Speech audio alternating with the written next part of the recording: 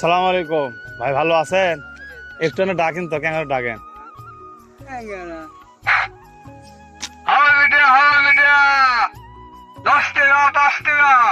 ভাই আপনি বাড়ি কোনটি?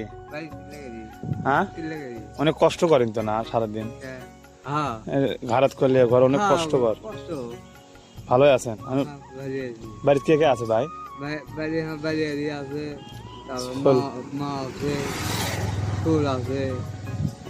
সারাদিন কয়টি টাকা বিক্রি করেন আপনি?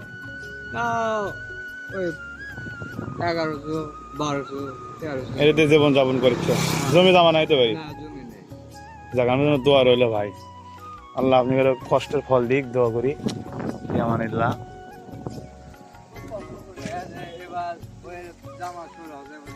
হ্যাঁ,